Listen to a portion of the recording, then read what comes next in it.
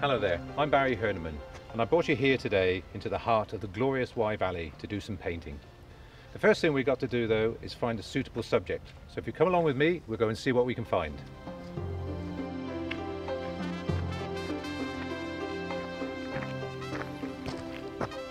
Wow, what a fantastic view. We have a little bit of everything here. We have the river, the hills and the valleys, all in one shot.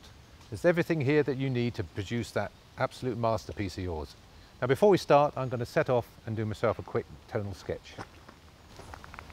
Right, so here we go, sketchbook in hand, a nice soft pencil, about a 2B, and we're now going to simplify this scene in front of us. Very, very simple, very, very quick. I start off very linear, just getting the main points of what I see in front of me. Around, and you've got this lovely bend that comes round and down through there. So far this is very linear, very normal, but then once we've got these lines, these very quick construction lines if you like. Here are the trees, a little band of trees in the front, there are another little band of trees here, but keep it simple. I can't stress this enough, it really is a case of keeping it very simple. The fact that this river is lighter makes no odds, because you can't see this, there's nothing against it that says that river is lighter.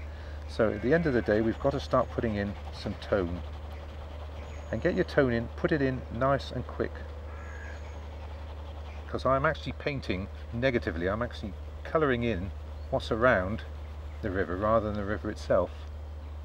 A lot of the times people will see a little too much going on and they want to put everything down into the scene, and they'll spend hours and hours doing these sketches, and by the time they finish doing the sketch they're fed up with the scene and want to move on.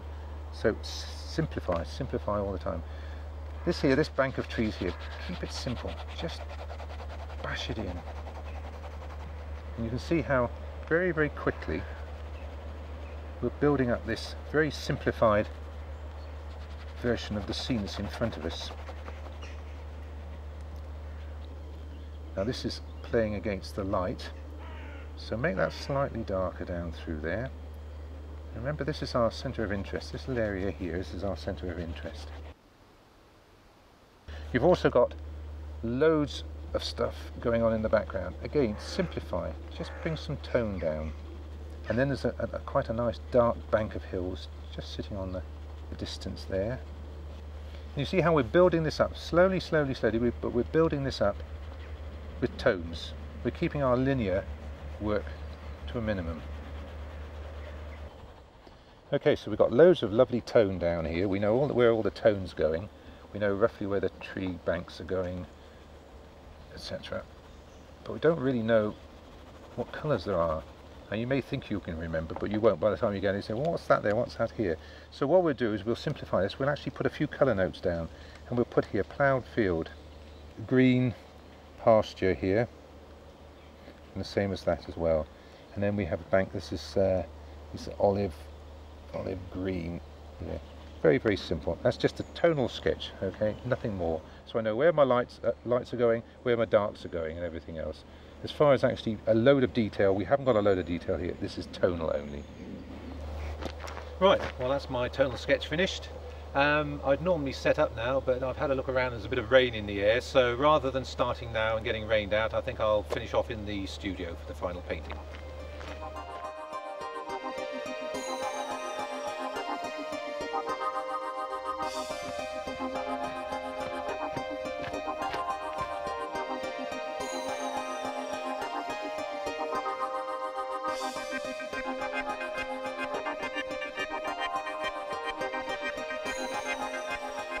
Right, we're back in the studio now. We're armed with our tonal sketch that we did earlier on, and I've just taken from that tonal sketch and put down the very bare outlines onto this piece of pre-stretched watercolour paper. Everything's kept very simple, there's no shading in here at all because there's not a lot of detail, so at the end of the day I just want to go in and just use these as guidelines. So we'll get some water down onto the paper, just put it down. Don't saturate the paper, it just needs to be wet so that we don't get any harsh lines as the paint works its way down the board. I've got my board at a slight angle at the moment, about 20 degrees to the horizontal. If you leave it flat, the paint will sit in puddles. So now I'm mixing up some nice wells of pure watercolour now. And I'm not going to attempt to mix them at all in the palette. I'm just going to have these wells of colour, and then I'm going to mix them straight back on the paper and let everything mix here rather than in the palette. So we'll go in with a simple wash of cobalt blue and just lay this down. Again, you can see it's starting to work its way down the paper. And then we come down into this slight range of background hills here, so we slightly mauve this up. Don't worry if the colours look a little garish at this point, because they will dry back at least 20%. So if you go in and you get the colours spot on now, you can bet your bottom dollar they won't be right when they dry.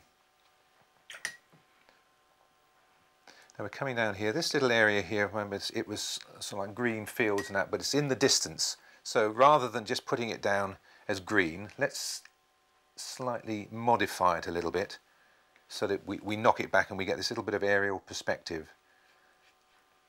We're trying to get this beautiful sense of distance on that you get in real life onto this rather flat piece of paper. Keep it wet, keep it loose.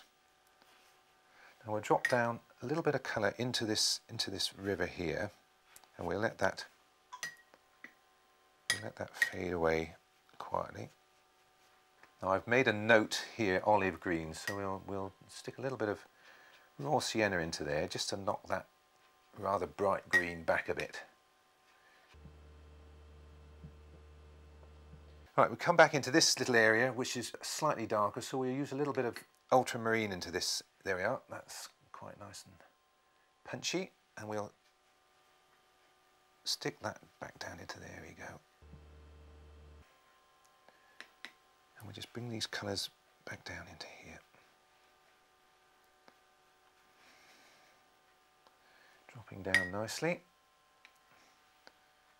It's actually quite a large bank of trees here that grow right down to the edge of the water. It doesn't matter too much here, because at the end of the day this is going to be reflection, so we can drop a little bit down into there. Keep it simple. We don't want anything to encroach into here, because this is going to be the lightest part of our painting. Green pasture coming along here, so this is Aurelian yellow, which is a nice transparent yellow. All these colours are very transparent. We want the light of the paper coming through the washes. We might just go back in and just put a little bit more colour into here. Just drop a wee bit more into here. So we set the scene a little bit more. Have that coming down through there.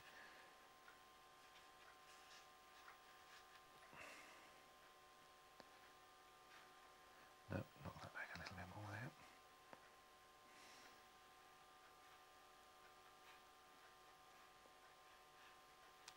So you see we're building it up very gradually.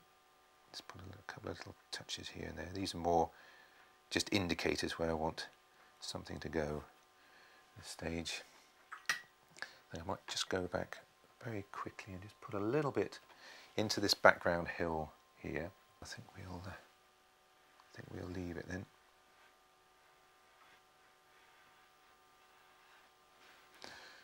At the moment we're just setting the scene. We've got this overall wash. I'll just put a little bit more into that, because I see that's a ploughed field there, so we'll just drop a little bit into there. Okay, that's the washes down, and now we've got to let it dry, and that's got to be bone dry before we put any more paint onto here. If we put any paint on here while it's slightly damp, then that's when we'll end up with back runs and cauliflowers, you name it, we'll get it. So we're going to leave this now, let it dry before we go on to the next stage.